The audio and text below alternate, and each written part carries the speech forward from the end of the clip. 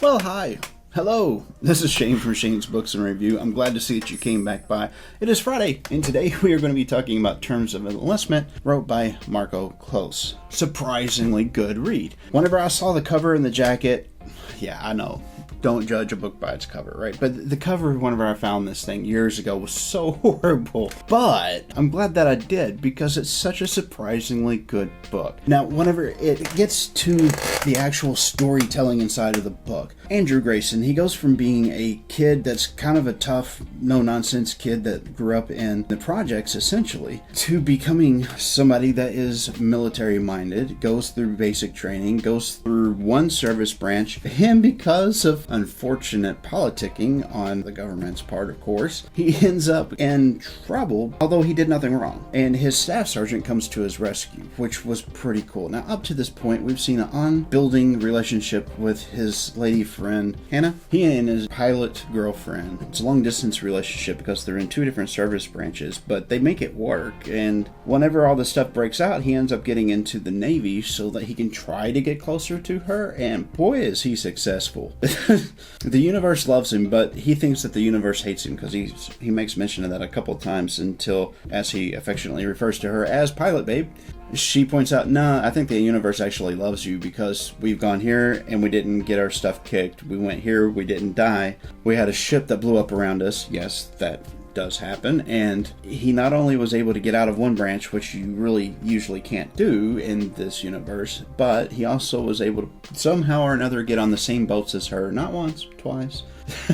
So that was pretty cool. It takes a little while to get going because we have all this introduction stuff, and I do believe that Marko was setting this up to be a series from the beginning, from the get-go. There's other books that I've read that had a really strong beginning like this. For instance, last video I mentioned John Scalzi, right? Well, Old Man's War. It starts out kind of the same way. The rest of the story is kind of stretched in the beginning, all the way to that 3/4 part, but I really think that was a smart move on his part. And the reason why I think that's the case is we wouldn't care. Fallon, that's the name, Sergeant Fallon. We wouldn't care so much about Staff Sergeant Fallon if we didn't know about her halfway kooky kind of a background, 100% serious attitude about what she does. We wouldn't care so much about what happened in Boston and Detroit, the uprising of the peoples in these warfare cities. And then we also get to see the other sides of these people because of the aftermath after this happens. What happens in the hospital between Fallon and Grayson is that they actually became better friends. We find out more about this sordid history of Sergeant Fallon. Now, right when we think that the book is probably going to end, because they've gone here, they've gone here, the book continues. So he ends up switching over to another military branch so that he can get closer to his girlfriend.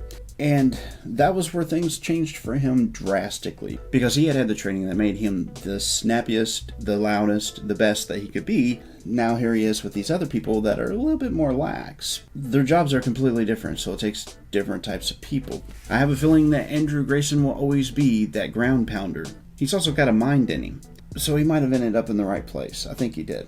Now, as a heads up, I have already read the first 5 books. I've done this over the course of years. I didn't just do it this week. But I did start reading the second one, and I'm halfway through it. So I'm probably going to make a new playlist for just this, so that all those can be found easily whenever we get through them. I highly enjoyed the book, not only for the exposition, not only for the characters, not only for the story, because it's a really good story with multiple story arcs in it, which is pretty cool. It moreover had to do with, even though it was dystopian, even though there was a lot of bad things happening around Andrew Grayson, he had this quality of life about him, where regardless of how bad things were getting, it might get him down a little bit, but he prevails, and he does the best that he can. And even if it's the hard choice, he still makes it, and does the best he can for the people around him. That's the thing that kind of kept me going on this, and separated this, for me anyway, from other books like this that I've read in the past. John Scalzi's Old Man's War, I know I keep going back to that, they're really not the same book whatsoever. There are some similarities in the openings, but any kind of series like this, I think would have to be opened in a similar way.